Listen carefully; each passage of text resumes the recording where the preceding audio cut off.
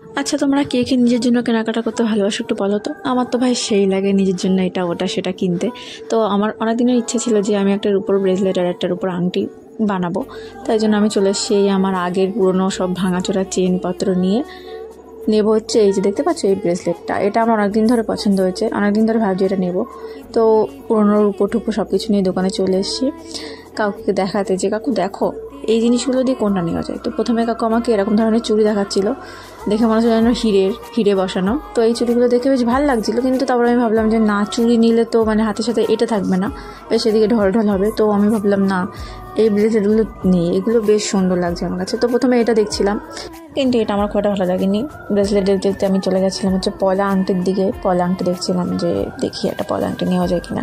তো এই ডিজাইনটা আমার কাছে বেশ ভালো লেগেছে। এই ডিজাইনটা দেখো অনেক সুন্দর লাগছে, এখন তো বিরাট ট্রেন্ডিং এই পলা আংটিগুলো। তো এই আংটিটা কেমন লাগছে তোমরা আমাকে অবশ্যই কমেন্টে জানিও। এটা নিয়ে নিয়েছিলাম। আর এরপর আমি অনেকগুলো ব্রেসলেট বের করিয়ে কাকুকে দিয়ে হাতে পরিয়ে ভালো করে আমি দেখছিলাম যে কোনটা আমার হাতের সাথে যাচ্ছে। আরে ভাই, কিনলেই তো হবে না, এটা সুন্দর দেখতে, বেশ সুন্দর লাগবে, যেমন একটা মানুষ দেখলেই বলে বাহ ডিজাইনটা তো অনেক সুন্দর, সেরকম চাইছিলাম। তো সেরকম খুঁজতে আমি অনেকদিন ধরে কাকুকে বললাম, কাকু তুমি আরও নতুন নতুন ভ্যারাইটি নিয়ে আসবে, এটা হচ্ছে আমাদের বাজারের দোকান।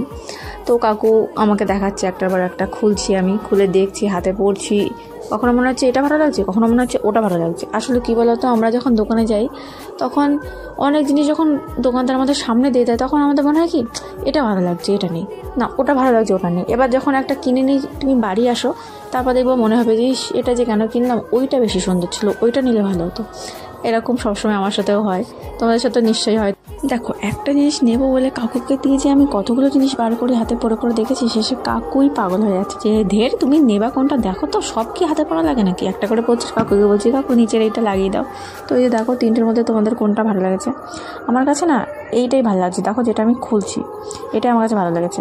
আর এরপর ভাবলাম একটা আংটি নেওয়া যাক। তো এই আংটিটা আমি এক নজরে আমার খুব ভালো লেগে গেছে, পুরো একদম হীরের আংটির মতো পুরো গ্লেজ দিচ্ছিল, খুব সুন্দর চকচক করছিল আংটিটা, আমার তো বিরাট ভালো লেগেছে আংটিটা। কার কার এই ডিজাইনটা ভালো লেগেছে আমাকে অবশ্যই কমেন্টে জানাবে কিন্তু। তো এই আংটিটা আমার হাতে হালকা ঢিলা হচ্ছিলো, ওই জন্য কাকু আবার কেটে কুটে ঝাড়াই করে তারপর আমাকে দিয়েছে, ওই জন্য আমি হাঁ করে দোকানে দাঁড়িয়েছি। আর আমার বোন বলছে আরে বাড়ি চল, আমি আরে দাঁড়া না খানিকক্ষণ, কাকুর হয়ে যাবে এক্ষুনি। তো কাকু আংটি ঠিক করতে গিয়ে আবার 2-3টে পাথর খুলে ধরেছিল, পরে আবার ওগুলো লাগিয়ে দিয়েছিল। ওই জন্য আমাকে দিনের দিন সেটা দেয়নি, বলেছে পরের দিন নিয়ে আসতে। তো ব্রেসলেটটা দিয়ে দিয়েছিলো। তো ব্রেসলেটটা আমি একেবারে দোকানে পরেই তারপর বাড়ি এসেছি। তোমার অনেক ভিডিওতে দেখেছো আমার হাতে ব্রেসলেটটা, এই হচ্ছে ব্রেসলেট, এটা একদম পরে ঠরে আমি বাড়ি চলে যাব। কেমন লাগছে আমাকে এই ব্রেসলেটটা পরে তোমরা অবশ্যই আমাকে জানাবে, ঠিক আছে। তো এরপর কাকু বিলিং করছিল, তো সেটার ভিডিও আমি করেছি। এই যে দেখো কাকু লিখছে যে কত কি, যাই হোক এই